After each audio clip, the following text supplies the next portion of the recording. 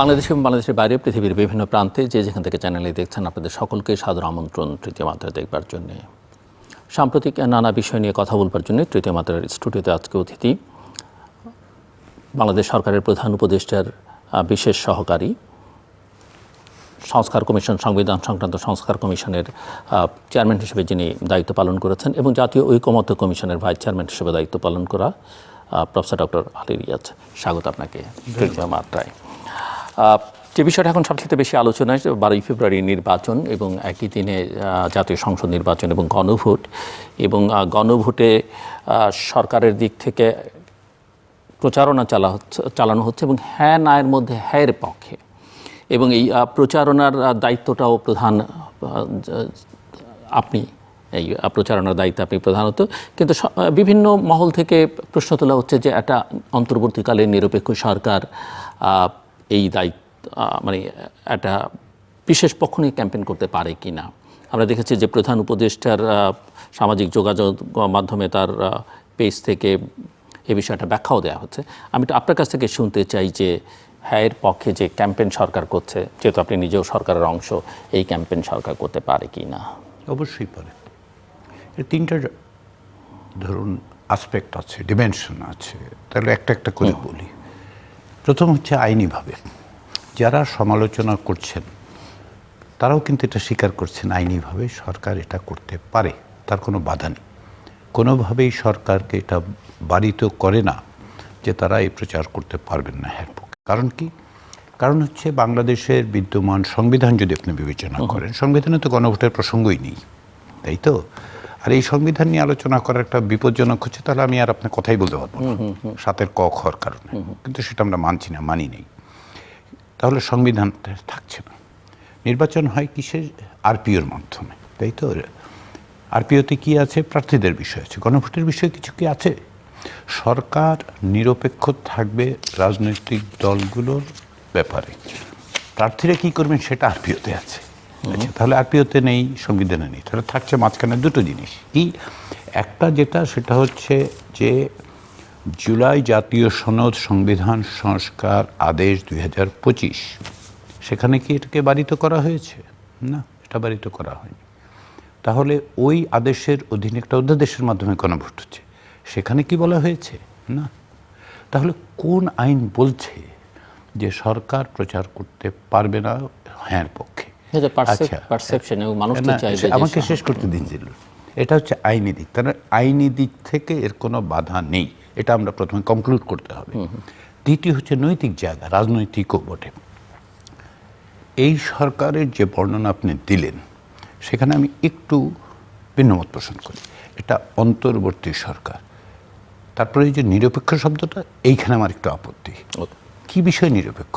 রাজনৈতিক দলের ব্যাপারে সে নিরপেক্ষ থাকবে, কিন্তু এই সরকার প্রতিষ্ঠিত হয়েছে জুলাই জাতীয়ভাবে যে গণ অভ্যুত্থান হয়েছিল 2024 সালের জুলাই অগাস্টের গণ অভ্যুত্থান, তাই তো? 1400 মানুষ মারা গেছেন, হাজার হাজার মানুষ আহত হয়েছেন। সবচেয়ে বড় জিনিস, গণ অভ্যুত্থানটা হলো কেন? হলো 16 বছর ধরে বাংলাদেশের রাষ্ট্র ব্যবস্থায়, বিদ্যমান সংবিধানের মধ্যে, আইনি ব্যবস্থায়, বিচার ব্যবস্থাকে ব্যবহার করে একটা ব্যক্তিতান্ত্রিক স্বৈরতন্ত্র প্রতিষ্ঠিত হয়েছিল, তাই তো? সেটার বিরুদ্ধে মানুষের বিস্ফোরণ ঘটেছে। এবং কীভাবে হচ্ছে? আপনি যদি আবার সংবিধানে ফিরে যান, অনুচ্ছেদ 7, পাবলিকের, পিপলের যেই সভরেন উইল, সেটার এক্সপ্রেশন, যেহেতু অতীতে 16 বছর ধরে 2009 সাল থেকে বিশেষত 2011 সাল এই সংবিধানকে এমন জায়গায় নিয়ে যাওয়া হচ্ছে, এই সংবিধানের মধ্যে কোনো আর সমাধান পাওয়া যাচ্ছে না। পিপলের উইলটা, তার যে অভিপ্রায়, সেই অভিপ্রায় এক্সপ্রেশনের জায়গা নেই। তাহলে কি করলো মানুষ? তার অভিপ্রায়টা ব্যক্ত করলো রাজপথে, এবং তার মধ্য দিয়ে একটা ফ্যাসিবাদী সরকারকে পলায়নে বাধ্য করলো। তাহলে নৈতিকভাবে এই সরকার প্রতিষ্ঠিত হয়েছে ওই যে গণ অভ্যুত্থান, ওই যে জনগণের অভিপ্রায়, সার্বভৌম অভিপ্রায় প্রকাশ। তো সেটা কি করবে? ওই অভিপ্রায় কি? ওই অভিপ্রায় হচ্ছে রাষ্ট্র সংস্কার করতে হবে। 54 বছর ধরে আমরা এটা দেখেছি, 16 বছর ধরে আমরা এটার নিপীড়নের শিকার হয়েছি। তো এই সরকার কি করবে? বলবে যে এটা বদলাতে হবে। এখন সরকার বদলাতে পারে কি? না, যেহেতু অন্তর্বর্তী সরকার সিদ্ধান্ত নিয়েছে যে সে এটা করবে না, কিছু কিছু সংস্কার করবে। সংস্কারের জন্য কমিশন করা হয়েছে, আপনি উল্লেখ করেছেন, আমাকে একটা দায়িত্ব দেওয়া হয়েছিল। তাহলে তার নৈতিক ভিত্তিটা হচ্ছে ওই জায়গায়। তার এজেন্ডাটা কি? এজেন্ডা তিনটা। প্রথম দিন থেকে কিন্তু অধ্যাপক মোহাম্মদ ইউনূসের নেতৃত্বাধীন সরকার বলছে আমার তিনটা এজেন্ডা। কি? সংস্কার, বিচার, নির্বাচন এবং নির্বাচন। তো নির্বাচন কি সরকার করে? আসলে নির্বাচন সরকার করে না, এটা স্বাধীন আপনার নির্বাচন কমিশন করবে। সরকার তাহলে কি করবে? সরকার অনুকূল পরিবেশ তৈরি করবে, আইন শৃঙ্খলা পরিস্থিতি বলুন যেভাবেই হোক। দ্বিতীয় তাহলে বিচার, মানবতা বিরোধী অপরাধে যারা করেছেন তাদের বিচার। বিচারও কি সরকার করে না, বিচার করবে আদালত। সরকার কি করবে? অপরাধ যারা করেছেন তাদের বিষয়ে যে অভিযোগ তার তদন্ত করে তুলে দেবেন, তারপরে আদালত তার স্বাভাবিক প্রক্রিয়া করবে। সেটাও শুরু হয়েছে, সেটাও হচ্ছে। তাহলে নির্বাচনের প্রক্রিয়া হচ্ছে। বাকি থাকলো কি? সংস্কার। এই সংস্কার কি? সংস্কারের কথা, এই সংস্কার কি প্রফেসর ইউনূসের নেতৃত্বাধীন সরকার তার উপদেষ্টা পরিষদ বসে তৈরি করেছে? করেনি। প্রথমত 11টা কমিশন বাদ দিন, 6টা কমিশন, যেটা ঐকমত্য কমিশনে আলোচনা, সেইখানে আমরা আমাদের দিক থেকে আমি আপনাকে বলি 1 লক্ষ লোকের মতামত নেওয়া হয়েছে। কীভাবে? 46,000 হাউস হোল্ডে খানাতে আমরা জরিপ করেছি। 50,000 বেশি লোক তাদের মতামত দিয়েছেন ওয়েবসাইটে। আমরা সিভিল সোসাইটির সাথে কথা বলছি, রাজনৈতিক দলের কাছে লিখিত মতামত দিয়েছি। নেওয়ার পরে কী হলো? আমরা তার ভিত্তিতে একটা প্রতিবেদন তৈরি করলাম। এখন সেই প্রতিবেদনে যেগুলি পরামর্শ দেওয়া হলো, যে সেগুলো নিয়ে আমরা এরপরে দ্বিতীয় পর্যায়ে রাজনৈতিক দলগুলোর সাথে আলোচনা করলাম। করার ফলে কি দাঁড়ালো? একটা একাধিকভাবে রাজনৈতিক দলগুলো বিভিন্ন বিষয়ে একমত হলো, কিছু কিছু ভিন্নতা থাকলো, কিন্তু একটা ওপেন প্রসেসের মধ্যে দিয়ে একটা এজেন্ডা তৈরি হলো। সেটাই হচ্ছে জুলাই জাতীয় সনদ, যেখানে রাজনৈতিক দলগুলো স্বাক্ষর করছেন। তাহলে এই এজেন্ডা কার?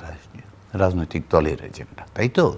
এবং এটা হচ্ছে একটি জনগণের অভিপ্রায়ে প্রতিষ্ঠিত একটি সরকারের মধ্য দিয়ে, তাদের নেতৃত্বে বা তাদের অসপিসেস, যেটাকে আমি বলবো, তাদের তত্ত্বাবধানে। কিন্তু রাজনৈতিক দলগুলোর ইউনূস সরকার বলে দেয়নি, বা আমাদের সংবিধান সংস্কার কমিশন বলেনি। জাতীয় ঐকমত্য কমিশনের যতটুকু দায়িত্ব আমি পালন করেছি সেটা আপনারা দেখেছেন। আমরা কিন্তু এটা বলি, আমি বারবার বলেছি, জাতীয় ঐকমত্য কমিশন কিছু চাপিয়ে দেবে না, দেয়নি। তাহলে এই যে এজেন্ডাটা তৈরি হলো, এটা কিসের এজেন্ডা?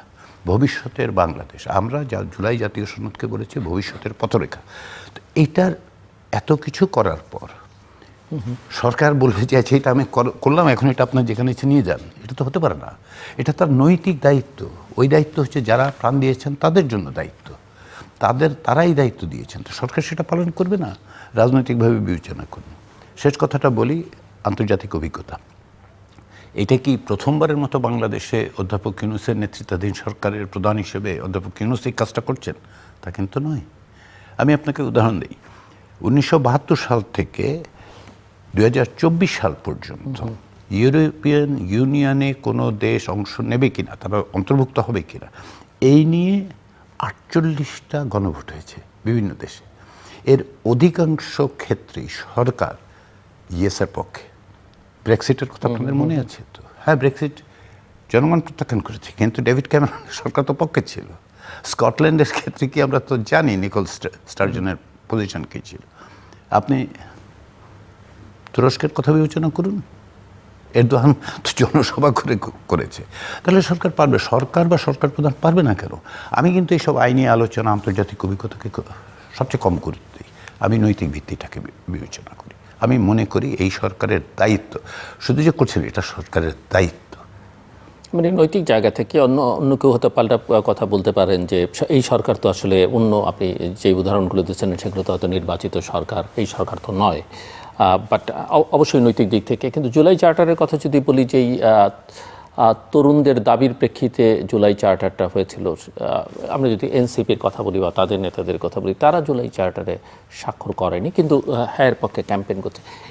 এটা কেন হলো? মানে আমি আপনার কাছে, যেহেতু আপনি পুরো প্রক্রিয়ার মধ্যে নেতৃত্ব দিয়েছেন এবং যথেষ্ট পরিশ্রম করেছেন বেশ কয়েক মাস রাজনৈতিক দলগুলোর সঙ্গে, এনসিপির পক্ষ থেকে বক্তব্যটা এনসিপি আরও স্পষ্টভাবে বলতে পারবেন, কিন্তু আমাদের সাথে আলাপ আলোচনার ক্ষেত্রে এনসিপির বক্তব্য ছিল যে যেহেতু জুলাই জাতীয় সনদে নোট অফ ডিসেন্টগুলো আছে, সেহেতু তারা এই সনদ স্বাক্ষর করতে চান না। কারণ হচ্ছে তারা মনে করেন যে সকলে মিলে আলাপ আলোচনা করে যেহেতু এই সমস্ত বিষয়ে অধিকাংশ রাজনৈতিক দল একমত হয়েছে, নোট অফ ডিসেন্টকে যেন গুরুত্ব না দেওয়া হয়, এটা ছিল তাদের আমাদের কাছে বক্তব্য। আমরা যেটা করেছি সনদে, এটা ডকুমেন্ট হিসেবে এটা আমরা বলেছি যে না, এটা থাকবে থাকবে কারণ হচ্ছে তাতে করে জনগণ জানতে পারবেন, শুধু আজকে নয়, কালকে নয়, 1, 2, 5, 10 বছর পর আমরা আশা করি কেউ না কেউ এটা দেখবেন যে কে কোন অবস্থান নিয়েছিল কোন প্রশ্নে। এবং কোথাও কোথাও কিন্তু বড় প্রশ্নের তো একমত আছে, কিন্তু মাইনর ডিটেলসের মধ্যে এসে প্রসিডিউরাল প্রশ্নে, আমি যেমন উদাহরণ দিই, তত্ত্বাবধায়ক সরকার ব্যবস্থা পুনঃপ্রতিষ্ঠা, এই ব্যাপারে কোনো রাজনৈতিক দলের ভিন্ন মত নেই। প্রশ্ন হচ্ছে এটা গঠিত হবে কিভাবে, সেখানে খানিকটা মেকানিক্সের দিক থেকে মত পার্থক্য হচ্ছে, তাহলে সেটা স্পেসিফাই আমাদের তো জানতে হবে। আমরা জনগণকে জানিয়েছি, এনসিপির পক্ষ থেকে এই বক্তব্য, কিন্তু এনসিপি মনে করে, আমি যতদূর বুঝতে পারি, যতদূর আমাদের আলোচনা, তারা হ্যার পক্ষে আছে। কি কারণে? তারা বলছেন যে এইটুকু তো অ্যাচিভ করা গেছে, এইটা যদি আমরা না করতে পারি তাহলে জুলাইয়ের গণ অভ্যুত্থানের মধ্য দিয়ে যে আকাঙ্ক্ষা, তার কিছুই আর থাকছে না আর কি। তো সেই জন্য তারা হ্যাঁর কথা বলছেন, কিন্তু তারা সনদে স্বাক্ষর করেনি। তবে শেষ কথাটা আমি বলি, এই যে জুলাই জাতীয় সনদ, আমি এটা বারবার বলেছি, তখন এনসিপি এতে স্বাক্ষর করুক অথবা না করুক, এনসিপির পূর্বসূরি বৈষম্য বিরোধী ছাত্র আন্দোলনের নেতৃত্বে যে গণঅভ্যুত্থান হয়েছে, সেটাই এই সনদের পটভূমি। ফলে এটা এর মধ্যে তাদের ভূমিকা আছে। তারা পুরো প্রক্রিয়াটার সঙ্গে যুক্ত ছিলেন, প্রথম দিন থেকে শেষ দিন পর্যন্ত যুক্ত ছিলেন। তারা বলেছেন, তাদের মত বলেছেন, একমত হয়েছেন, ভিন্ন মত হয়েছেন, তার মানে এটা তাদের এক ধরনের অংশীদারিত্ব আছে। আবার বিএনপি স্বাক্ষর করে তারা বলছে যে যখন আপনারা সাবমিট করলেন প্রধান উপদেষ্টার কাছে, সেটা নিয়ে তারা আবার প্রশ্ন তুলেছে। আপনি জানেন যে তারা বলেছে তারা যেখানে স্বাক্ষর করেছেন শেষ পর্যন্ত যেটা দাঁড়ালো সেটা তাদের মতামত নয়, যদিও তারা আবার নির্বাচনটাকে মেনেও নিয়েছেন একই দিনে, ওই যেটা আপনারা সাবমিট করেছেন তার ভিত্তিতেই। হ্যাঁ, আমরা যেটা সাবমিট করেছি সেখানে ত্রুটি বিচ্যুতি কোথায় সেটা আমাদের তো বলতে হবে, যে এই বিষয়ে একমত হওয়া যায়নি। কিন্তু আমি ভাষাগুলো ব্যবহার করলাম না, তাদের ভাষা আপনার নিশ্চয়ই না, সেটা ঠিক আছে, রাজনৈতিকভাবে রাজনৈতিক দলগুলো অনেক কথা বলতে হয়, এটা তাদের কনস্টিটুয়েন্সির জন্য বলতে হয়, সেটা ঠিক আছে, তাদের সেটা নিয়ে আমার কোনো আপত্তি নেই। প্রশ্ন হচ্ছে যে সুনির্দিষ্টভাবে বলা হতো যে এই জায়গায় পার্থক্য, কিছু কিছু ক্ষেত্রে যেগুলো বলা হচ্ছে আমি দেখেছি কিছু কিছু ভুলও আছে, কিছু বোধ হয় খানিকটা ভুল বোঝাবুঝিও আছে। ফলে আমি ওই জায়গাটায় যাচ্ছি না এই কারণে যে এইটা past and closed and past, যেভাবেই বলেন আপনাকে। তো আমাদের জিনিস যেটা, সেটা হচ্ছে যে এটা তো এর মধ্যে এই জুলাই জাতীয় সনদে যার যা বক্তব্য, যেখানে ভিন্ন মত আছে সেটা লেখা হয়েছে, যেখানে সকলে একমত হয়েছে সেটাও লেখা হয়েছে, কোন কোন রাজনৈতিক দল তার তালিকা আছে কোন বিষয়। ফলে বিএনপির যে সমস্ত আপত্তি, বা অন্য দলের, শুধু বিএনপি নয়, এটা বললে বিএনপির প্রতি মানে অন্যায্য করা হবে, অন্য দলে তো কিছু কিছু বিষয় আপত্তি করেছে, সেগুলো তো আছে এখানটায়। এবং এখন যেটা করা হয়েছে আদেশের মধ্যে, সেটা হচ্ছে সবগুলো যেগুলো সংবিধান রিলেটেড, কারণ এই যে 84টা তার মধ্যে সংবিধানের বাইরের বিষয় আছে, কিছু কিছু অধ্যাদেশ দিয়েও করা হচ্ছে। এটা রাজনৈতিক দলগুলো একমত হয়েছিলেন যে কিছু আদেশ দিয়ে করা হবে, অফিস অর্ডার যেটাকে আমরা বলি, কিছু অধ্যাদেশ দিয়ে করা হবে, করা হয়েছে কিছু কিছু অধ্যাদেশ দিয়ে। আর সংবিধানের বেশ কিছু বিষয় যেহেতু জনগণের অংশগ্রহণটাকে আরও নিশ্চিত করা দরকার, তো সেটা কি, যেমন ধরেন রাজনৈতিক দল, আমরা 30টা রাজনৈতিক দল ওই জোটের সাথে কথা বলেছি, এখন তারা একটা বড় অংশের প্রতিনিধিত্ব করেন, নিঃসন্দেহ করেন, কিন্তু আবার এর বাইরেও তো লোক আছে, তাদের মতামত নিতে হবে। জনগণের যে ক্ষমতা সেটা হচ্ছে কনস্টিটিউয়েন্ট পাওয়ার। মানুষ একবার, বাংলাদেশের মানুষ জুলাই গণঅভ্যুত্থানের মধ্যে দিয়ে তার কনস্টিটিউয়েন্ট পাওয়ার এক্সারসাইজ করেছে। আমরা বলছি যে গণভোটের মধ্যে দিয়ে তারা আরেকবার কনস্টিটিউয়েন্ট পাওয়ার এক্সারসাইজ করবে। যে কারণে লক্ষ্য করুন, ত্রয়োদশ জাতীয় সংসদ একই সঙ্গে সংবিধান সংস্কার পরিষদ বলে 180 দিন কাজ করবে। খুব লিমিটেড কনস্টিটিউয়েন্ট পাওয়ার দেওয়া হচ্ছে তাদেরকে। কারণ কি? কারণ হচ্ছে যে একটা সংসদ তার অ্যামেন্ডমেন্টের পাওয়ারটা থাকে, সেটা আবার আপনি আদালতে প্রশ্ন করতে পারেন, তাই তো? আর সেটা খুব লিমিটেড, সেটা কিন্তু সে পারবে না মূলনীতির পরিবর্তনের। কিন্তু সেটাই যে সে মানবে তার কি গ্যারান্টি আছে, যারাই ক্ষমতায় যান না কেন? মানে সেটা রাজনৈতিক দলদেরকে বলুন, জিজ্ঞাসা করুন। একটি 9 মাসেরও বেশি সময় প্রক্রিয়ায় তারা অংশগ্রহণ করেছেন, এবং আমি বিশ্বাস করি তারা নিঃসন্দেহ করবেন। কেন আমি বিশ্বাস করি বলুন? দেখুন জিল্লুর, জাতীয় ঐকমত্য কমিশন যখন তৈরি হয় তখন অনেক লোক অত্যন্ত নেতিবাচক মন্তব্য করেছেন। অনেক লোক বলেছেন, ব্যক্তিগতভাবে আমাকেও কেউ বলেছেন যে 2 দিন এদের বসা রাখতে পারবেন না। প্রাথমিক পর্যায়ে আমরা যখন দলগুলো এবং জোটগুলোর সাথে আলাদা আলাদা কথা বলছি, তখন অনেকে আমাদেরকে বলেছেন যে দরজার আড়ালে কী হয় তা তো টের পাই না। কিন্তু এটাও কিন্তু খুব ওপেন ছিল। প্রত্যেকটা আমরা ব্রিফ করিনি, রাজনৈতিক দলগুলো ব্রিফ করেছে। তারা যা বলতে চেয়েছে বলেছে, তারা ভেতরে কি বলেছে। তখন আমাকে বলেছে ওই ভেতরে বলে পারছেন, 2 দিন পরে পারবেন না। আমরা 30টা রাজনৈতিক দলকে নিয়ে যখন বসার কথা বললাম, অনেকে আমাকে বলল যে সত্যি সত্যি আক্ষরিক কথা ওকে একজন বলেছেন যে একটু বাড়ি চেয়ার নিয়ে বসেন। 54 সালে পার্লামেন্টে গিয়েছিল, আপনার নিশ্চয়ই মনে আছে। আমি বলছি না, আমি তা মনে করি না। আমি মনে করি রাজনৈতিক দলগুলোর আন্তরিকতা আছে এবং তারা সেই আন্তরিকতা দেখিয়েছেন। 9 মাস ধরে নিজেদের সাংগঠনিক বহু ক্ষতি স্বীকার করে রাষ্ট্র সংস্কারের জন্য তারা আলাপ আলোচনা করেছে, সহনশীল আচরণ করেছেন, প্রত্যেকের প্রতি প্রত্যেকে শ্রদ্ধাশীল থেকেছে। তারপরে আপনার কি মনে হয় যে তারা এখান থেকে বিচ্যুত হবেন? আমি কিন্তু এখন পর্যন্ত এই নেতিবাচক ধারণা থেকে শুরু করতে চাই না। আমরা 2026 সালে আছি, 2024 সালের গণ অভ্যুত্থান ঘটেছে। রাজনৈতিক দলগুলোর মধ্যে এই আকাঙ্ক্ষাটা, জনগণের আকাঙ্ক্ষাটা তো তারা বুঝতে পারেন, তারা তো রাজনীতি করে, দল করে। একটা 12 তারিখের নির্বাচন নিয়ে অনেকের মধ্যে যেমন আশাবাদ আছে, অনেকের মধ্যে শঙ্কাও আছে যে শেষ পর্যন্ত নির্বাচনটা কেমন হয়। এবং অনেকে মনে করেন যে এই ত্রয়োদশ জাতীয় সংসদ নির্বাচন এবং গণভোট একসঙ্গে মিলিয়ে ফেলাটা একটা জটিলতা তৈরি হবে। কারো কারো মধ্যে বিভিন্ন সময় আমাদের এখানে আলোচনা করেছেন যে গণভোট সম্পর্কে মানুষ অ্যাওয়ারই না। তারপরে এই যে 4টে বিষয়ে সে হ্যাঁ না ভোট দিবে, সেটা সে কতখানি বুঝে না বুঝে মানে দেবে কিনা। আবার এই প্রশ্ন আছে যে যতগুলো বিষয় এই যে সবার ঐকমত্যের ভিত্তিতে যেটা আপনারা চার্টারে নিয়ে এসেছেন, সেটা সবগুলো বিষয় একজন ইন্ডিভিজুয়াল তো একমত নাও হতে পারেন। তো তার রিফ্লেকশনটা কিভাবে হবে? যে 10টা বিষয় থাকলে আমি 8টা বিষয়ে একমত, 2টো বিষয়টা আমি সেটা আমি কিভাবে প্রকাশ করব? সো এই জায়গাগুলো, এবং এখন আপনারা যেহেতু ক্যাম্পেইনে আছেন, আপনি নিজেও ঢাকার বাইরেও বিভিন্ন জায়গায় যাচ্ছেন, অন্যান্যরাও যাচ্ছেন, সরকারের মানুষকে কতটা মানে এই বিষয়ে অবহিত করতে পারলেন, সচেতন করতে পারলেন বলে মনে হয়, সেটা আমি একটু বুঝতে চাই। অনেকগুলো প্রসঙ্গ একটা একটা করে বলি। প্রথম কথা হচ্ছে, যারা বলছেন যে কেউ তো ভুল করে বলছেন 4টা প্রশ্নের উত্তরে একসঙ্গে হ্যাঁ না দেব। 4টা প্রশ্ন নয়, কিন্তু প্রশ্ন একটা। প্রশ্নটা খুব প্লেন অ্যান্ড সিম্পল একটা। আমি আরো প্লেন করে পরে বলবো যে আসলে প্রশ্নটা কি। কিন্তু এমনকি ব্যালটে যেখানে আছে 4টা বিষয় বলা হয়েছে, জুলাই জাতীয় সনদে এইগুলো আছে। তার মধ্যে যেটা একটা হচ্ছে যে যেহেতু, যেমন 2 নম্বরটা আমি বলি, দ্বিতীয় বিষয়টা কি? দ্বিতীয় বিষয়টা বলা হচ্ছে যে দ্বিকক্ষ বিশিষ্ট পার্লামেন্ট, তাই তো? এইটা নিয়ে যেহেতু একটা বড় রকমের মতপার্থক্য আছে, এটাকে আলাদা রাখা হয়েছে। এবং এটাও বলা হয়েছে যে এটা ইমিডিয়েটলি ইফেক্টিভ হবে এই জাতীয় সংসদ নির্বাচন, সেই জন্য এটা স্পষ্ট করে আলাদা করা হয়েছে। আবার যেমন ধরেন কিছু কিছু বিষয় হচ্ছে খুব প্রাতিষ্ঠানিক বিষয়, সেটা কি? নির্বাচন কমিশন কি স্বাধীন হবে, পিএসসি কি স্বাধীন হবে, এই প্রশ্নগুলো। আর কিছু হচ্ছে ধরেন আপনার একেবারেই গভর্নেন্সের মেকানিক্স, প্রধানমন্ত্রীর মেয়াদ কতদিন হবে, কিংবা ধরেন নারী প্রতিনিধিত্ব কতটা পাবে, ডেপুটি স্পিকার হবে দল থেকে, বিরোধী দল থেকে কিনা।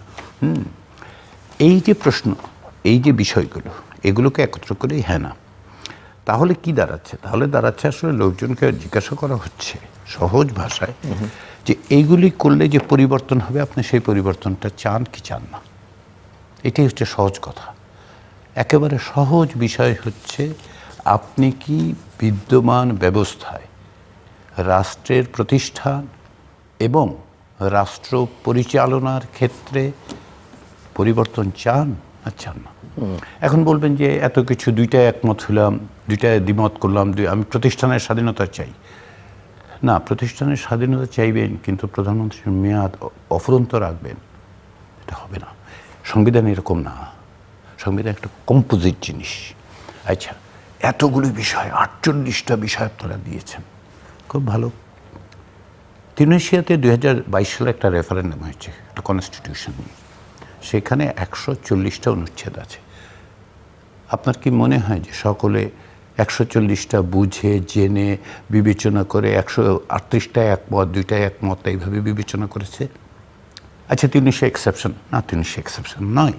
কেনিয়াতে যে রেফারেন্ডাম হয়েছে কনস্টিটিউশন নিয়ে, সেইখানে সব মিলে 260টা অনুচ্ছেদ আছে। প্রশ্ন হচ্ছে, যখন আপনি এরকম, আমি আরও উদাহরণ দিতে পারি, আমি অসংখ্য উদাহরণ দিতে পারি। একটা যেমন খুব সকলে অনেকে জানেন বলে আমি বলছি, যখন আপনার তুরস্কে 2017 সালে গণভোট হলো, সেই গণভোট কি হয়েছে, আসলে ব্যাপকভাবে সংবিধানের সংশোধন হয়েছে, কিন্তু নির্বাহী বিভাগের ক্ষমতা অভাবনীয়ভাবে বেড়েছে, বিচার বিভাগের মানে কর্তৃত্ব কমেছে, লেজিসলেটিভ বডি, আইনসভা। 18টা প্রশ্ন, একটাই উত্তর, হ্যাঁ অথবা না। কারণটা কি জানেন? এগুলি খুব ইন্টার রিলেটেড বিষয়।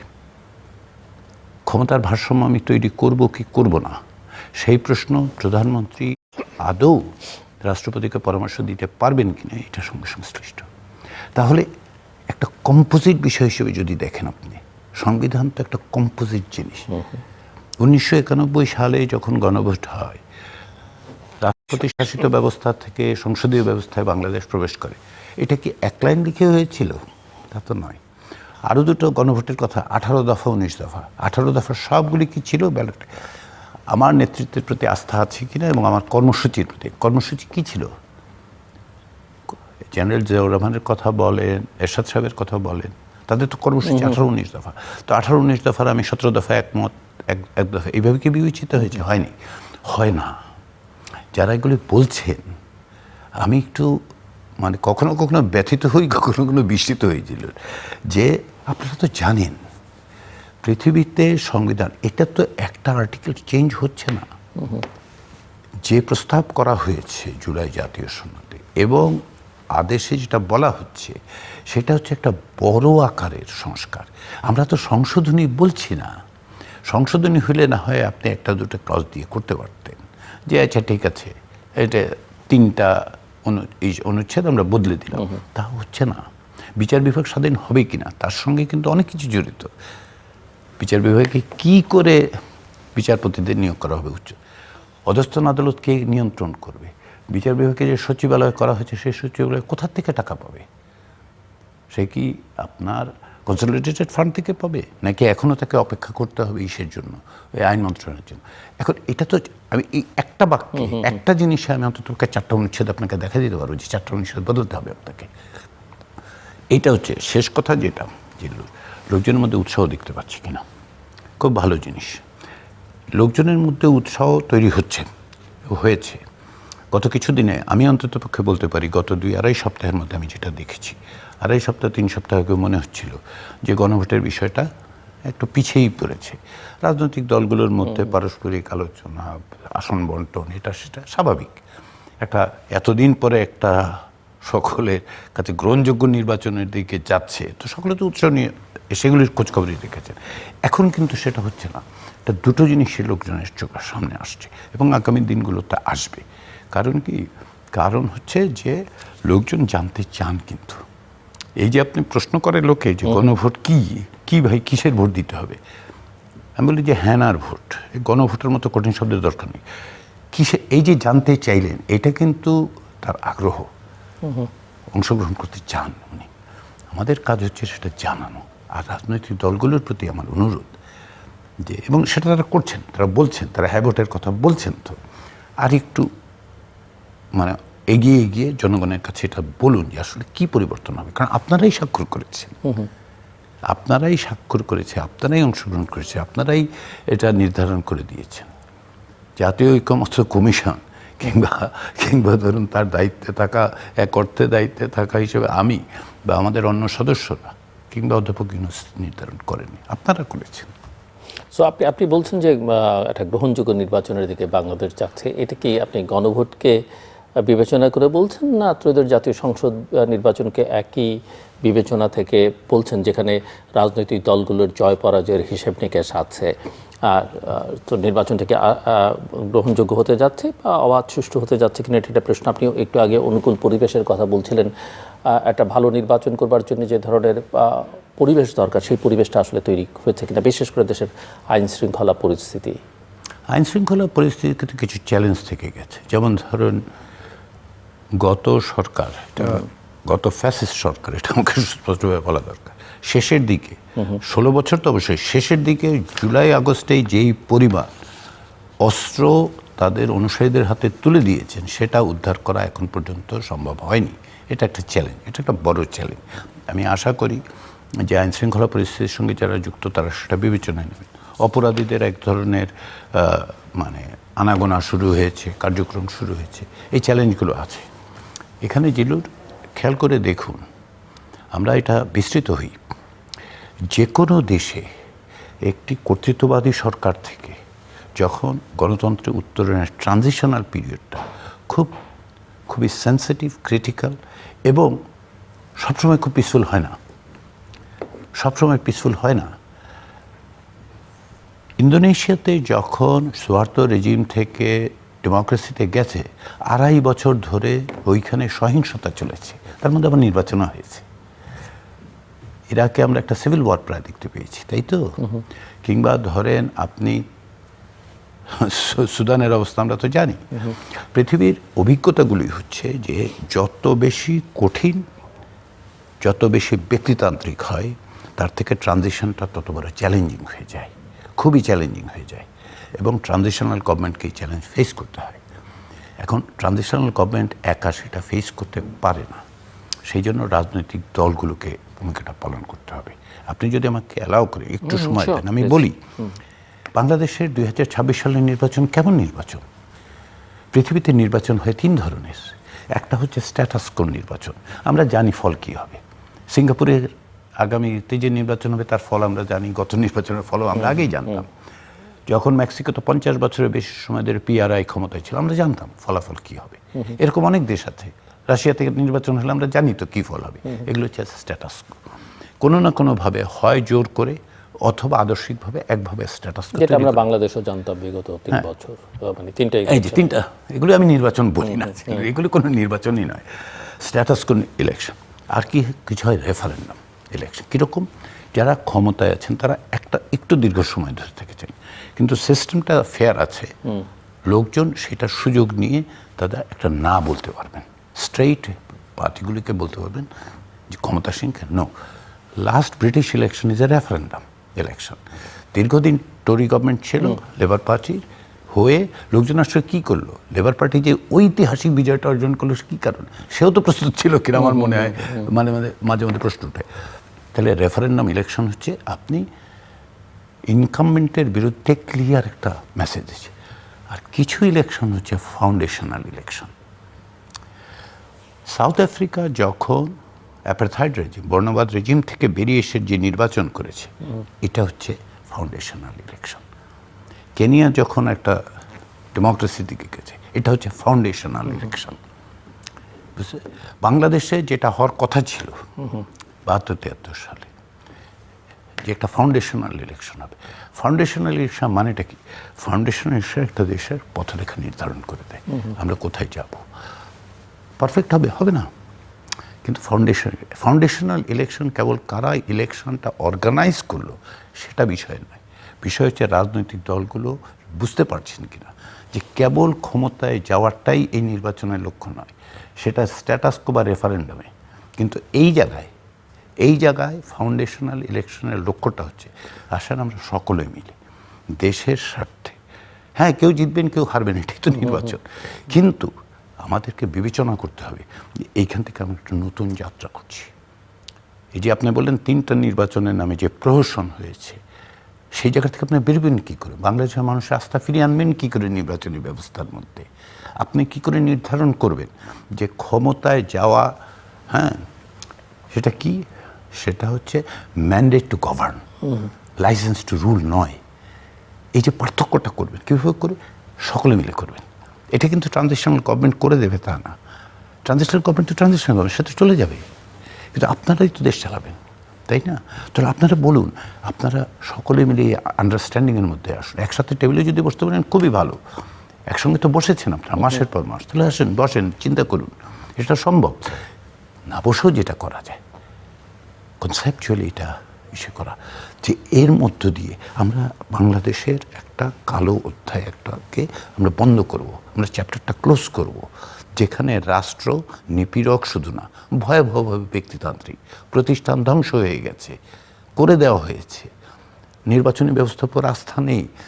দেখুন কি ভয়াবহ জিনিস, এই যে তদন্ত করে দেখা গেল একটা নির্বাচন কমিশনের প্রধান নির্বাচন কমিশনার এক ব্যক্তির ইচ্ছে নিয়োগ হয়েছিল, রাজনৈতিক দলগুলোকে বলা হচ্ছে আপনার নাম দিন, কেউ নাম দেয় না এই লোকটার।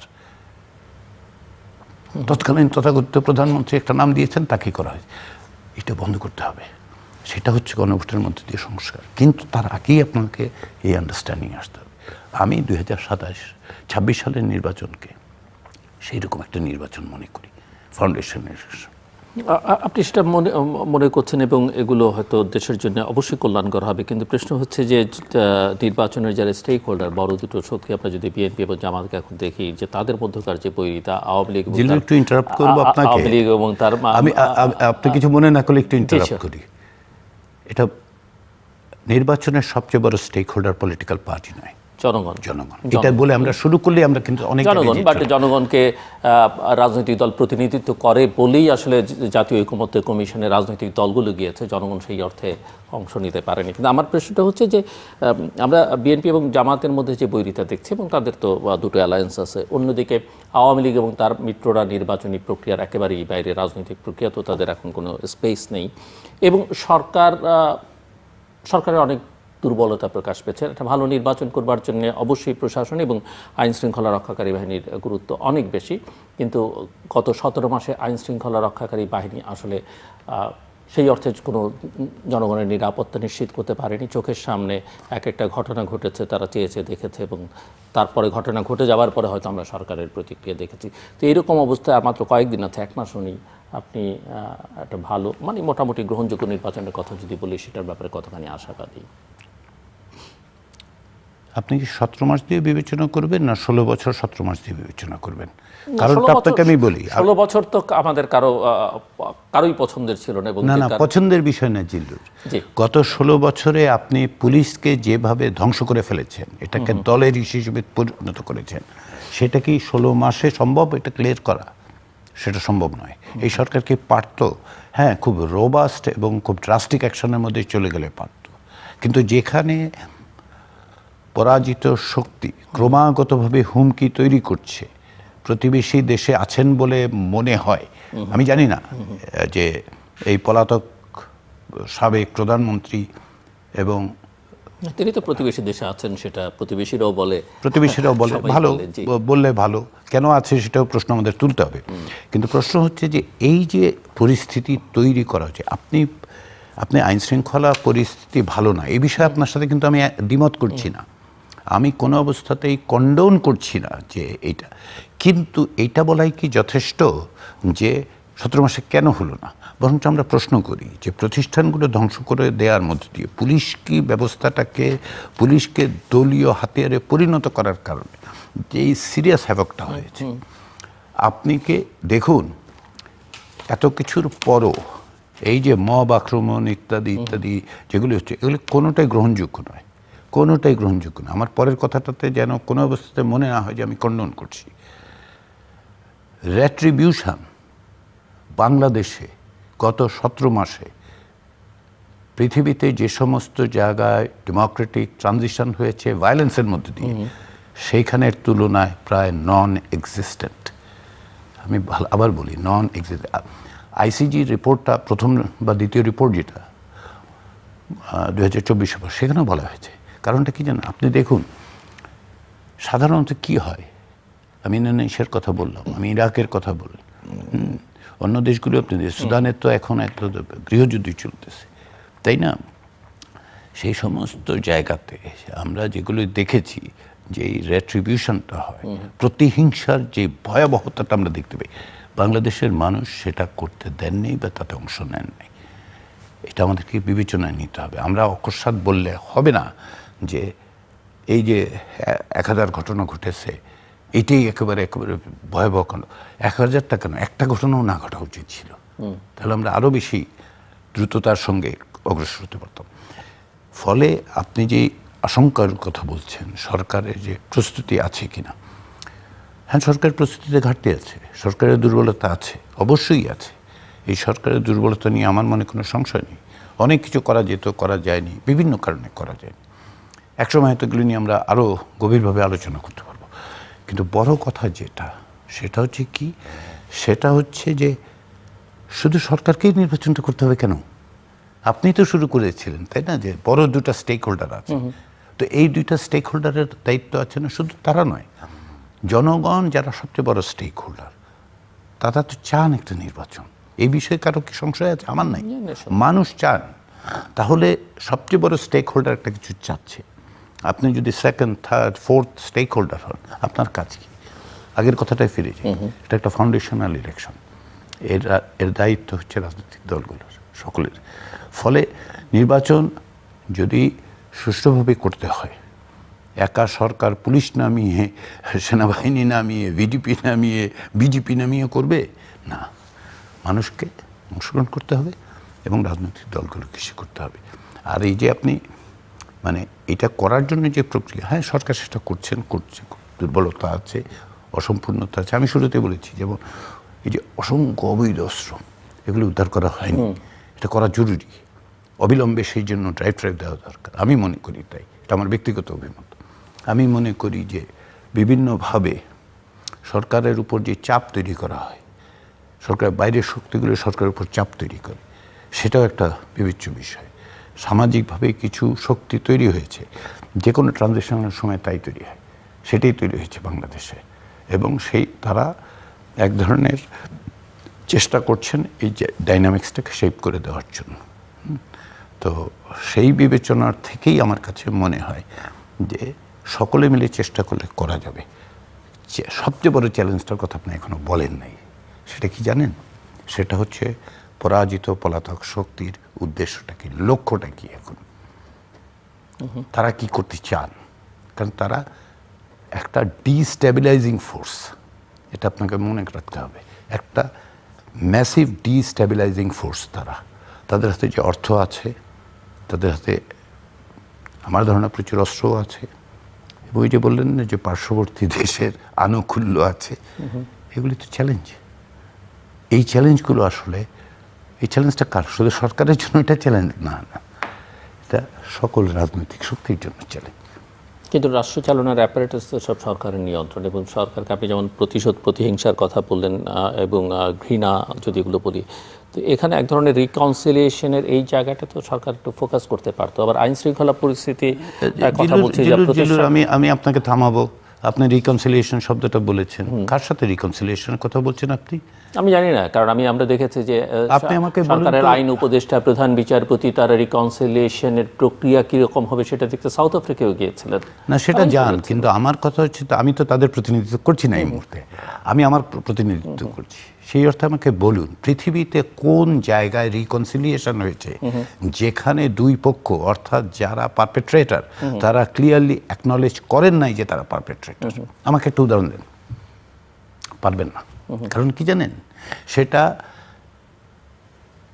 সাউথ আফ্রিকা দেখুন, সবচেয়ে সাকসেসফুল। অনেক জায়গায় আপনার ট্রানজিশনাল জাস্টিস প্রসেসের মধ্যেই তো রিকনসিলিয়েশনের প্রশ্নটা আসে, truth and reconciliation commission.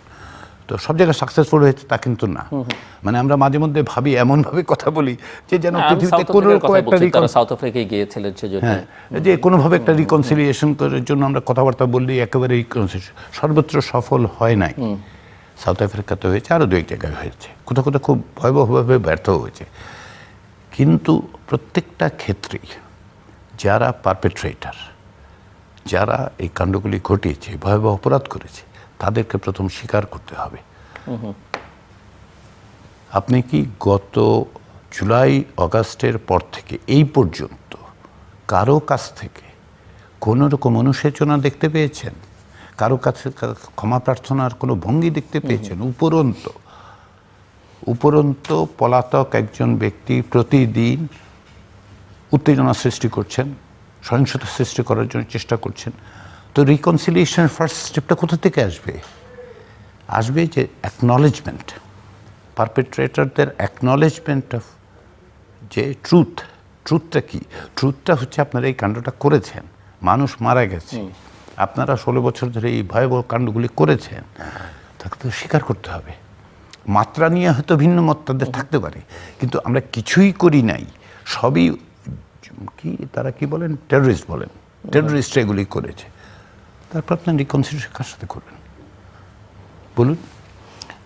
But সরকার কি এখানে তার অগ্রাধিকার নির্ধারণে ব্যর্থ হয়েছে, যে কারণে আজকে ইলেকশনের সময় এসেও এই কথা জোর দিয়ে কেউ বলতে পারছেন না যে আইন শৃঙ্খলা পরিস্থিতি ভালো, একটা শান্তিপূর্ণ নির্বাচন করা সব ঝামেলা হতে পারে, সব নির্বাচনই বাংলাদেশে অতীতে হয়েছে, কিন্তু আশঙ্কা মানুষ এই যে পরাজিত শক্তির কথা বলছেন যে তারা যে কোনো কিছু ঘটিয়ে ফেলতে পারে, বা এখন যারা নির্বাচনী লড়াই আছে তারাও একে অপরের বিরুদ্ধে নানা রকমের অভিযোগ তুলছে, এবং বেশ কিছু সন্ত্রাসী কর্মকাণ্ড তো সাম্প্রতিককালে ঘটেছে, তো তার মধ্যে প্রার্থীও আক্রান্ত হয়েছে, হত্যাকাণ্ডের শিকার হয়েছেন।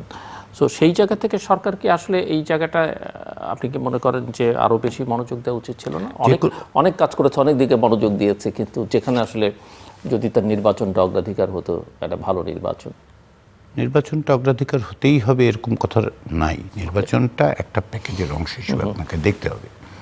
যদি নির্বাচনে অগ্রাধিকার হতো তাহলে সংস্কারের প্রশ্ন আলোচিতই হতো না, বিচারের প্রশ্নও আলোচিত হতো না। তাহলে আপনি বলুন তাহলে কি সরকার রাজনৈতিক দলগুলোর কাছে মাথা নত করে আসলে নির্বাচনের কাছে গেল? না, তা নয়। আপনি যদি বলেন যে নির্বাচনটাই হওয়া উচিত ছিল অগ্রাধিকার, তাহলে কি করা উচিত ছিল? তাহলে প্রথম দিন থেকে নির্বাচনের ব্যবস্থা করা উচিত ছিল। এই যে বিচার প্রক্রিয়া, সেই বিচার প্রক্রিয়া দিকে মনোযোগ দেওয়ার দরকারই ছিল না। এটা নির্বাচিত সরকার এসে করলে তাই কি নৈতিকভাবে কি সেটা তিনটা কাজই করতে হবে, তিনটা কাজ সমান্তরাল গতিতে করবেন। এখন দক্ষতার দিক থেকে যদি আপনি বলেন যে প্রায়োগিকভাবে যে নির্বাচন করার ক্ষেত্রে অন্যান্য যে কাজগুলো সেগুলো করার ক্ষেত্রে ব্যর্থ ঘটেছে, কি সম্পূর্ণ সাফল্য অর্জন করা গেছে আমি তো তা বলবো না।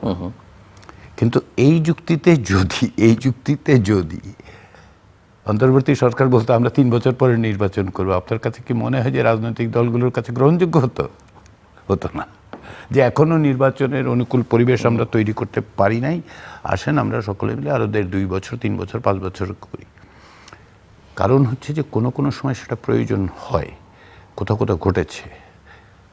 ধরুন সিরিয়াতে যারা এখন ক্ষমতায় এসছেন তারা কিন্তু স্পষ্টভাবে বলেছেন আগামী 5 বছর ধরে ট্রানজিশনাল গভর্নমেন্ট থাকবে, আমরা কনস্টিটিউশন তৈরি করব, তারপরে তার ভিত্তিতে নির্বাচন বলেছেন, প্রথম দিনই বলে দিয়েছেন। তো সেটা একটা পরিস্থিতি। আবার আমাদের ক্ষেত্রে কী হয়েছে, সরকার প্রথম থেকে বলছে যতটা কাজ করা যায় আমরা করব, বাদ বাকিটা অন্যদের হাতে দিয়ে যাব। সেই জায়গাটায় যাওয়া, যদি ধরেন প্রাথমিক পর্যায়ে নির্বাচনের কথা শুরু করতো এই সরকার, তাহলে এই যে বিচার প্রক্রিয়া, এই যে কিছু সংস্কার এবং সংস্কার একটা এজেন্ডা তৈরি হওয়া, সেটা তো সম্ভব ছিল না। এটাকে আমরা যদি প্যাকেজ হিসেবে দেখি আমার মনে হয় তাহলে সুবিধা হবে। তবে আরও ভালো নির্বাচন করতে পারলে, অর্থাৎ আরও ভালো প্রস্তুতি থাকলে সেটা আরও ভালো হতো। আপনি নিজে বলছিলেন যে অভ্যুত্থানের পরে ডাইনামিক্স অনেক চেঞ্জ হয়ে গেছে এবং কোনো শক্তি বেশ সক্রিয়, কোনো ক্ষেত্রে তারা সরকারের উপরে নানা চাপও প্রয়োগ করছে। তো আপনি কি মনে করেন, অনেকে বলেন যে রাষ্ট্র এবং রাজনীতির চরিত্রই আসলে অনেক বদলে গেছে, কেউ বলেন যে ৭১কে পাশ কাটিয়ে এখন ২৪কে সামনে এনে দাঁড় করানো হচ্ছে বা বড় একটা ঘটনা হিসেবে দেখানো হচ্ছে। আপনি কি মনে করেন যে? অবশ্যই না, এটা ভয়াবহ রকম বিভ্রান্তিকর এবং আমি দুঃখিত এই শব্দটা ব্যবহার করব, মিথ্যাচার, সর্বৈব মিথ্যাচার। দেখুন, এই যে আমার হাতে জুলাই জাতীয় সনদটা আছে, এইটার সম্পর্কেও বলা হয়েছে যে এর মধ্যে নাকি ৭১কে অস্বীকার করা হয়েছে। আমাকে বলুন কোথায় আছে, কোথায় আছে যে ৭১কে অস্বীকার করা হয়েছে? তো এটা একটা মিথ্যা অপপ্রচার। এখানে প্রস্তাব করা হয়েছে যে বিসমিল্লাহ থাকবে না সংবিধানে, কোথায় আছে? তো ফলে ৭১ এবং ২৪ এইটাকে পরস্পর মুখোমুখি কারা করতে চাচ্ছেন? আমি সংবিধান সংস্কার কমিশনের দায়িত্ব নেওয়ার প্রথম দিন থেকে, এমনকি তারও আগে অগাস্ট মাসে আমি সংবাদপত্র দেওয়ার সাক্ষাৎকারে আমি বলেছি যে ৭১ সমস্ত কিছুর উপরে, তারপরে আমরা, তো তার অর্থ এই নয় যে ২০২৪-এর গণ অভ্যুত্থানের যে ঐতিহাসিক তাৎপর্য সেটাকে আমরা খাটো করব। আমি এটা বলি যে 1990-এর গণ অভ্যুত্থানের সঙ্গে যারা 2024-কে তুলনা করে ফেলেন, সেই জায়গাটায় ভয়াবহ জিনিস আছে। 90-এর গণ অভ্যুত্থান বলেই 2024 সালের গণ অভ্যুত্থান সেই জায়গায় না। 2024 সালের গণ অভ্যুত্থানের সবচেয়ে বড় জিনিস হচ্ছে যে এইটা প্রচলিত রাজনৈতিক শক্তির বাইরে একটা শক্তি তৈরি করে সেটা জনগণের কাছে গ্রহণযোগ্য হয়ে উঠেছে, তাদের পিছনে সামিল হয়েছে এবং তারা একটি ভয়াবহ শক্তিশালী রাষ্ট্রকে ব্যবহার করে যারা টিকে থাকতে চেয়েছেন তাদের পরাজিত করেছেন। 90-এ সেটা ঘটে নাই। এখন 90-এর প্রসঙ্গ তুললাম এই কারণে যে অনেকে আবার সেখানেও বলছেন যে এটা তো 90-এর মতোই একটা ব্যাপার। 71 এবং 24-কে পরস্পর মুখোমুখি করে দেওয়ার এই যে প্রচেষ্টা, এইটা আমার কাছে উদ্দেশ্য প্রণোদিত মনে হয়। কেউ বলেননি, কিন্তু কেউ বলেননি 71 এবং যারা রাষ্ট্র ক্ষমতায় আছেন, দায়িত্বে আছেন, আমি ক্ষমতা বলি না অধিকাংশ সময়, যারা দায়িত্ব নিয়েছেন তারা কি বলেছেন? বলেননি যে 71-কে বাদ দিয়ে আমরা 24 করব। আমি তিনটে পর্যায়ে দায়িত্ব পালন করেছি। সংবিধান সংস্কার কমিশনের দায়িত্বে ছিলাম, জাতীয় ঐকমত্য কমিশনে ছিলাম, এখন আমাকে একটা দায়িত্ব দেওয়া হয়েছে। সেই অর্থে এই দায়িত্বের জায়গা থেকে আমি বারবার বলেছি যে মুক্তিযুদ্ধের সঙ্গে আপনি কিছুকে তুলনা করবেন না। তারপর সমস্ত কিছু হিস্টোরিক্যাল ন্যারেশনের দিক থেকে আমি বলবো যে হ্যাঁ, আরও পিছনে যেতে হবে। এদেশে যে উপনিবেশ বিরোধী লড়াই ছিল সেইটাকে আপনাকে বিবেচনায় নিতে হবে, 47-কে বিবেচনায় নিতে। এটা হচ্ছে হিস্টোরিক্যাল ন্যারেটিভসের অর্থে, হিস্টোরিওগ্রাফির অর্থে। কিন্তু বাংলাদেশ রাষ্ট্রের ইতিহাস যদি আপনি দেখেন তাহলে আমাকে বলতেই হবে যে 71 হচ্ছে সেই জায়গা যেখান থেকে আমি শুরু করছি রাষ্ট্র হিসেবে। অপূর্ণতা আছে, অসম্পূর্ণতা আছে, ব্যর্থতা আছে, এক কদম আগায় দু কদম পিছনের ব্যবস্থা আছে, সবই হয়েছে, কিন্তু এটা পরস্পরের বিরুদ্ধে নয়। এই জায়গাটা আমার কাছে, আমি বুঝতে পারি না কারা এই প্রশ্নগুলো তোলেন।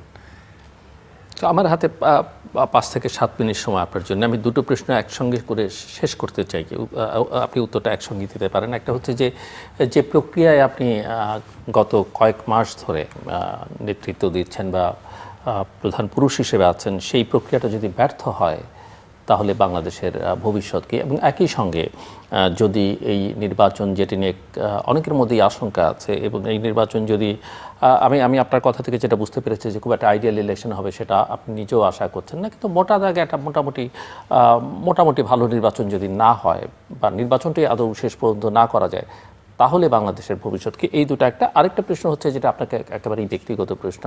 আমার যতদূর মনে পড়ে যে আপনি যখন সংবিধান সংস্কার কমিশনের প্রধান হয়ে তৃতীয় মাত্রায় প্রথমবার এসেছিলেন, তখনও আমি এই প্রশ্নটা করেছিলাম যে আপনার যেই একাডেমিক পরিচিতি, গবেষক হিসেবে যে পরিচিতি দেশে এবং দেশের বাইরে মানুষ যেভাবে আপনাকে বিবেচনা করতো, তার সঙ্গে এখন নতুন অনেক কিছু যুক্ত হয়েছে। তার মধ্যে আপনি একটা সংস্কার প্রক্রিয়ার অংশ, সেখানে নেতৃত্ব দিচ্ছেন, আপনি মিডিয়েটর হিসেবে কাজ করছেন, আপনি এখানে নতুন রাষ্ট্র, নতুন বাংলাদেশ অনেকে বলছেন নানা কিছু। সেখানে যদি সেই প্রক্রিয়া বাংলাদেশ যেতে পারে এবং সেখানে যারা নির্মাতা তাদের একজন অন্যতম, তো কোন পরিচয় আসলে আপনি শেষ পর্যন্ত আপনি মনে করেন যে মানুষ আপনাকে কোথায়, কোন জায়গায় রাখবে এবং আপনি কোনটা পছন্দ করবেন? কারো অবস্থান আসলে কারো পছন্দ দিয়ে নির্ধারিত হয় না, সেটা তো ইতিহাস একভাবে বিবেচনা করে। তাহলে এটা ইতিহাসের জন্য রাখি, যদি কোনো ভূমিকা পালন করার সুযোগ এবং সৌভাগ্য আমার হয়ে থাকে তাহলে ইতিহাস একদিন সেটা বিবেচনা করবে। আমি যেটা পেয়েছি সেটা মানুষের ভালোবাসা পেয়েছি, আস্থা পেয়েছি, তাদের সাথে কথা বলে আমি সমৃদ্ধ হয়েছি। এইটাকে আমি গুরুত্বপূর্ণ বলে মনে করি। আমার পেশাগত জীবনে আমি শিক্ষকতা করি, আমি শিক্ষকতায় ফিরে যাব। আমার গবেষণা কাজ আমি চেষ্টা করেছি, ইতিমধ্যেই বিজ্ঞাপনের মতো শোনাবে, 2টো বই বেরিয়েছে আমার এই গত 1 বছরে। আমি আরেকটি বইয়ের কাজ শেষ করেছি, আশা করছি খুব শিগগিরই প্রকাশিত হবে। কি বিষয় সেটা? বাংলাদেশের সংবিধান, তো বাংলায়। তো এই জায়গাগুলো, ফলে আমার অবস্থান, আমাকে কিভাবে মানুষ বিবেচনা করবে, ইতিহাস কিভাবে বিবেচনা করবে, সেটা থাকুক, সেটা ইতিহাস দেখুক, এটা মানুষ দেখুক। আমি মানুষের ভালোবাসাটাকে আমি গুরুত্ব দিই, মানুষের রাজনৈতিক দলগুলোর সাথে কাজ করার সুযোগ। তার আগে আমি সিভিল সোসাইটির সাথে কাজ করেছি, এখন আমাকে অনেকটা ব্যুরোক্রেসির সাথে কাজ করতে হচ্ছে। সব মিলে অনেক কিছু আমি জেনেছি, সমৃদ্ধ হয়েছি। এটা আমার কাছে মনে হয়েছে এটা সবচেয়ে বড়। মানুষ আমাকে যে গ্রহণ করেছেন সেটাকে আমি মনে করি তাদের ঔদার্য। সেই ঔদার্যর তো প্রতিদান দেওয়া যাবে না, এটা আমি চিরঋণী থাকবো। এখন প্রশ্ন হচ্ছে আগের প্রশ্ন, একটা হচ্ছে নির্বাচন কেন্দ্রিক, আরেকটা হচ্ছে যে প্রক্রিয়ার মধ্যে আপনি যুক্ত ছিলেন, নেতৃত্ব দিয়েছেন, সেই প্রক্রিয়াটা যদি শেষ পর্যন্ত, মানে শেষ পর্যন্ত তো এখন গণভোট হলো, মানুষ এর পক্ষে ভোট দিল, কিন্তু এটা শেষ কোথায়? ইপস অ্যান্ড বাট কোথায় আছে জানি না। হ্যাঁ, সেই জন্যই যে আপনি বললেন শেষ পর্যন্ত, এটা আসলে শেষ নেই। শেষ নেই মানে হচ্ছে রাষ্ট্র গঠনের কোনো শেষ দিন নেই। একটা রাষ্ট্র গঠিত হতে থাকে। মার্কিন যুক্তরাষ্ট্রের অনেকেই বলে যে একটা পারফেক্ট ইউনিয়ন তৈরি করার চেষ্টা অব্যাহত আছে। এটা শুধু যুক্তরাষ্ট্রের জন্য না, যে কোনো রাষ্ট্র ক্রমাগতভাবে গঠিত হয়। রাষ্ট্র গঠনের প্রক্রিয়া আমরা বরং আরও বেশি আছি। বাংলাদেশ রাষ্ট্রটা এখনো গঠিত হয়নি ওই অর্থে, যেই অর্থে আমরা এটাকে বলতে পারবো যে হ্যাঁ, এই জায়গায় রিপাবলিক হিসেবে এই জায়গায় আমরা দাঁড়িয়ে গেছি, এখন আর কিছু করতে হবে। আমাদের প্রচেষ্টাটা আছে, সকলের প্রচেষ্টাটা আছে। 54 বছর ধরে আমরা এই অব্যাহতভাবে আছে। ফলে এটা আপনি যদি বলেন ব্যর্থ হয়ে যায়, এটা কোনো ব্যর্থতার কোনো উপায় নেই, সুযোগ নেই, কোনো সুযোগ নেই। কারণ আমাদের রাষ্ট্রটা গঠন এই প্রক্রিয়া অব্যাহত থাকবে। যেমন ধরুন মানুষের সার্বভৌম যে অভিপ্রায়ের অভিব্যক্তি, সেটা হবে, তো হতেই থাকবে। আজকে হবে, কালকে হবে, আরেক দিন হবে, আরেকভাবে হবে। ফলে এই প্রক্রিয়াটা হবে। আমি মনে করি ইতিমধ্যেই তার কিছু সাফল্যতা আছে। এই যে আপনি কথা বলছি, এই যে আমরা আমাদের দেশের মানুষ সংবিধান নিয়ে কথা বলছেন, রাষ্ট্র কিভাবে পরিচালিত হবে সেটা নিয়ে কথা বলছেন, এই যে জুলাই জাতীয় সনদ নিয়ে রাজনৈতিক দলগুলো কথা বললেন, এগুলি তো সাফল্য। আমরা তো 54 বছরে পারি নাই। 24-এর গণ অভ্যুত্থানের মধ্য দিয়ে আমাদের এই দরজাটা খুলে গেছে। আমরা ফলে সাফল্য তো ওইখানেই। সেই প্রক্রিয়াটার মধ্যে আমি অংশগ্রহণ করতে পেরেছি, আমার যতটুকু ভূমিকা। তো ফলে সাফল্য এটা অব্যাহত থাকবে। নির্বাচন, এখন নির্বাচন যদি আশা করি ভালো নির্বাচন হবে। ভালোর তো শেষ নেই, কত ভালো হলে ভালো। দক্ষিণ এশিয়ার নির্বাচনগুলির কতগুলি নেচার ক্যারেক্টার আছে, এটা আমি আশা করছি। এখনও সময় ফুরিয়ে যায়নি। আমি রাজনৈতিক দলগুলোর কাছে একটা অনুরোধ করতে চাই, সেটা হচ্ছে বিবেচনা করুন কত গুরুত্বপূর্ণ এই নির্বাচন। বাংলাদেশের ইতিহাসের একটা কালো অধ্যায় শেষ করে একটি গণতান্ত্রিক আকাঙ্ক্ষা এবং একটা গণতান্ত্রিক জবাবদিহিমূলক রাষ্ট্র প্রতিষ্ঠার প্রথম ধাপ এটা। সেই জায়গায় যারা অংশ নিচ্ছেন, যে রাজনৈতিক দলগুলো, তারা একটা ঐতিহাসিক ভূমিকা পালন করার সুযোগ পাচ্ছেন। এই নির্বাচন সেই সুযোগ তৈরি করেছে। আসেন সেই সুযোগটা আমরা ব্যবহার করি, সকলে মিলে করি। শুধুমাত্র ক্ষমতায় যাওয়ার জন্য না, ক্ষমতায় কেউ যাবেন, কিন্তু আসেন সকলে, আসুন আমরা সকলে মিলে সেই চেষ্টাটা করি। এইটাই হচ্ছে নির্বাচনটাকে আমি ওইভাবে দেখছি। যদি সেটা সম্ভব হয় সেটাই সাফল্য।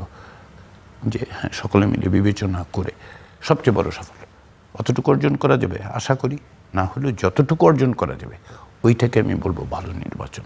যাতে সহিংসতা না হয়, সকলে মিলে অংশগ্রহণ করতে পারে।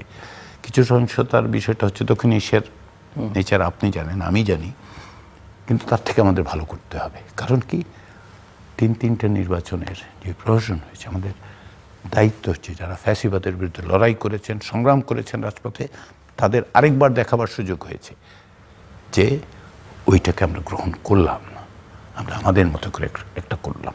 এটাই হচ্ছে বড় জিনিস।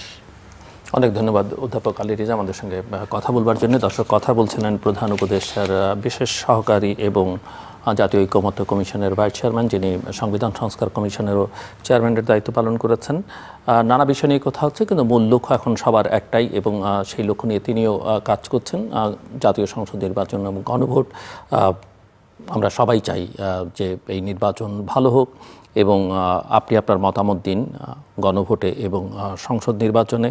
এবং এই নির্বাচন যদি ঠিকঠাক মতো আমরা না করতে পারি, জাতির জন্যে কী ধরনের পরিস্থিতি তৈরি হতে পারে তারও খানিকটা ধারণা প্রফেসর রিয়াজ দেবার চেষ্টা করেছেন। কিন্তু মূল কথা আসলে নির্বাচনটা বাংলাদেশের জন্য অত্যন্ত জরুরি। নির্বাচন হলেই সব কিছু ঠিকঠাক হয়ে যাবে সেটা তিনিও মনে করেন না, কেউই নিশ্চিত করে বলবেন না। কিন্তু উত্তরণের প্রক্রিয়ায় এটা একটা ধাপ, এবং সেই ধাপ আমাদের অতিক্রম করা দরকার। আমাদের সঙ্গে থাকবার জন্য অসংখ্য ধন্যবাদ, আপনাদের সবার জন্য শুভকামনা।